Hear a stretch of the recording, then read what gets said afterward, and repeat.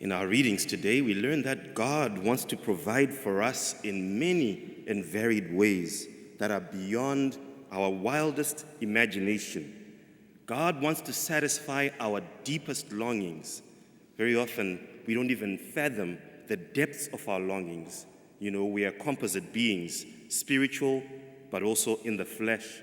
And so very often we think of our desires in terms of the flesh, and if we gorge ourselves or surround ourselves with a lot of blessings in a material sort of sense, we think we can satisfy that deep spiritual void. But God wants to satisfy overwhelmingly, almost in both, in a complete way. And He put those desires in us, and therefore He wants to satisfy them. We even hear this in our first reading, where the Lord basically says, "On this mountain, the Lord of hosts will provide for all peoples a rich food, a choice food, rich, juicy food, and choice wines." He wants to satisfy our longings. He even wants to satisfy our emotional longings. He wants to wipe away the tears from our eyes, to remove the reproach of death and suffering. God wants to satisfy our deepest longings. Because He wants to do this, that is why He invites us. He invites us to the wedding feast. The wedding feast is the place where God can provide for us. It's the place where God begins to satisfy those deepest longings. And we possess the wedding feast in this life now, kind of, right? But we will entirely possess it in the life to come, where there will be no more suffering, no more pain, no more sorrows, where we will have everything that we have ever longed for. The question then becomes, how do we respond to the invitation? How do we respond to the invitation? Our gospel today, the parable that we hear of the king, is precisely about that. It's educating us on the kinds of responses that are not helpful, the kinds of responses that will help us deny ourselves this blessing, this invitation to a feast, to a party. So what do we see? We see that one response is refusing to go to the wedding feast. This is what some of these invitees do. They literally refuse. They don't want to go to the wedding feast. It's like a party. It's like, hey, there's food there. There's something that you actually want. This is what you long for. This is what you desire. And yet many of us, when we're invited to come to the wedding feast of the Lord, they refuse to come.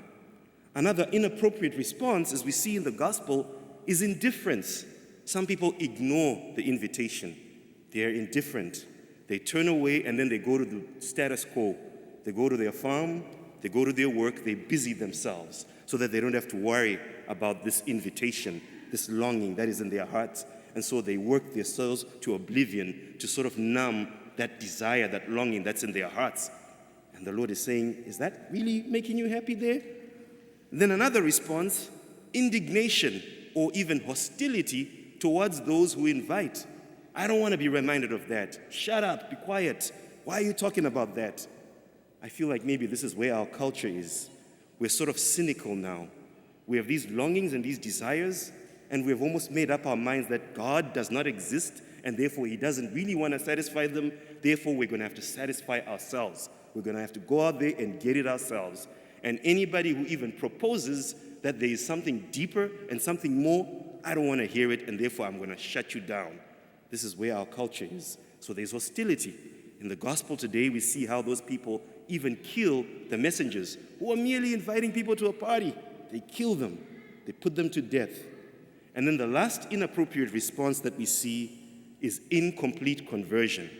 Those who actually show up at the wedding feast, but they are not willing to actually change out of their street clothes and put on an appropriate wedding garment. They are not willing to change their hearts, to come to a full conversion. They are not all in. My brothers and sisters, our gospel today is reminding us of the fact that what God has invited us to is truly awesome. It is a party. It is a feast. It is good. It's what we want. Respond. Respond by diving all in with a spirit of trust, with a spirit of gratitude, and just receive, because the Lord truly wants to bless us. That's what we're being told in our gospel today. Well, my friends, one of the concrete areas where in our time and in our lives we see God concretely blessing people and sometimes people resisting that blessing, I believe, is the church's teaching on natural family planning, NFP, that whole area. I really believe this is a blessing. This is truly a blessing. And yet, we see people responding to the church's teaching on natural family planning and marriage and the family and the conjugal act in many times the same way we see people reacting in the gospel. People refusing to listen. They don't want to listen to that. People being indifferent. I just want to keep to the status quo because I like it this way. People showing indignation, resistance to the point that they attack the church for her teaching and say, "You losers, how dare you tell me this? This is a restriction. This is dumb." And they shut us down. And then a lackluster response, incomplete conversion, where I'm sort of in, but I'm not really. I don't want to really enter into it. At the end of the day, this lack of trust. We are not maybe fully trusting that this actually is good news. Well, my friends, I hope these reflections will help you to see that it really is good news. It's beautiful, and I think it's true, and it's wonderful. You see, natural family planning, NFP, helps married couples to be able to exercise their marriage in a way that does not in any way violate God's plan for marriage. You see, the conjugal act is a gift. It's a gift from God. And the conjugal act is a gift from God, much like marriage is a gift from God, an invention from God. And marriage, when the married couple stands in front of the altar, they basically promise to love one another with a godly kind of love, with a divine kind of love. Marital love is basically divine love. And that love is concrete.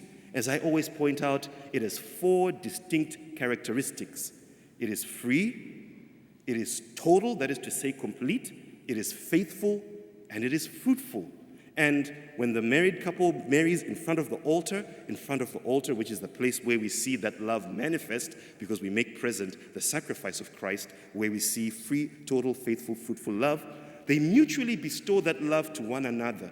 And then, when they exercise the conjugal act, they, in a sense, renew that marital covenant with their bodies. They are basically speaking, as Pope St. John Paul II tells us, the language of love. They're basically saying to one another with their bodies, "I love you freely, totally, faithfully, fruitfully." And that love is beautiful. It is life-giving. And we see in the marital act, the conjugal act, that there are 2 ends. Unity, the 2 literally become one flesh, and procreation. In other words, you cannot have something so powerful and so potent as love that is so concrete, and yet not have God act in a very specific way in that very place. And therefore we see here that God's plan for marriage and the family is truly good news, and it's beautiful.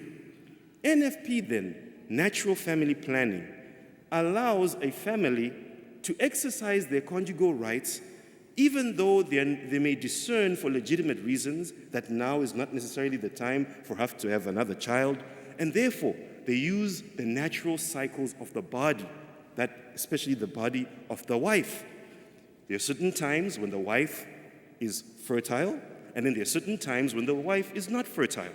When people who practice natural family planning basically take advantage of those times when the body is not fertile. In that way, they are not in any way contravening or violating the meaning of the conjugal act. They are not in any way contravening or violating the unitive or the procreative dimension of the marital act. The marital act continues to do what it intends to do. They are expressing with their bodies their marital vows. I love you freely, totally, faithfully, fruitfully. On the other hand, contraception, which is what sometimes people will use, violates the meaning of the act because it basically says something that is not entirely true. If the marital act is meant to express marriage vows, those marriage vows sort of become distorted.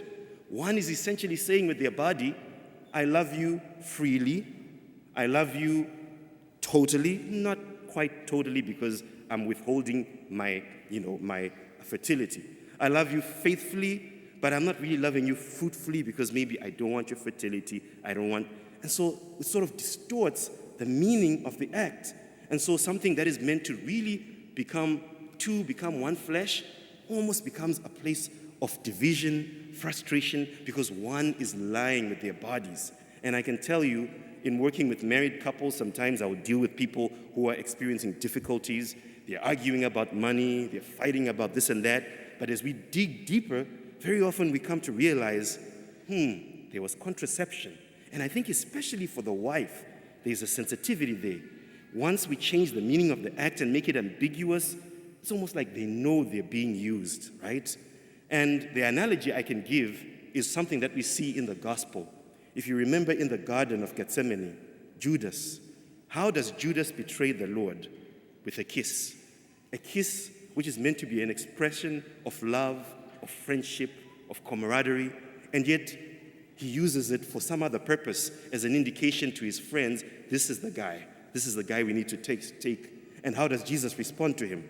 Judas, you betray the Son of Man with a kiss? He makes this beautiful gift of a kiss, which is meant to be an act of friendship, an act of love, and he makes it ambiguous and changes its meaning and distorts it. That's in a sense what happens when we use contraception or when we take the conjugal act out of its context within marriage. It changes its meaning, and it's now used as a way merely of obtaining pleasure from the other and using the other, and it really brings about damage. And so I really believe NFP is good news for marriage couples because it allows them, as I said, to exercise their conjugal rights, to truly come together and become one flesh, even if that particular act does not result in the conception of life, because, as you see, we're taking advantage of the natural cycles of the body. And so I encourage you today, if you are a married couple and you have never really heard about NFP, the good news is here in our Diocese of Phoenix, we have plenty of beautiful resources. There are wonderful people who can teach you even right here at our parish. Take a class so you can learn what that actually means and what that actually looks like, and put it into practice. I can tell you it will change your life. It'll make your marriage even better, and you'll begin to experience a better intimacy, a better closeness. And it's not necessarily easy. There's a sense of trust that we have to have in the Lord because we're always open to what the Lord is doing. But I can tell you, it'll make marriages better.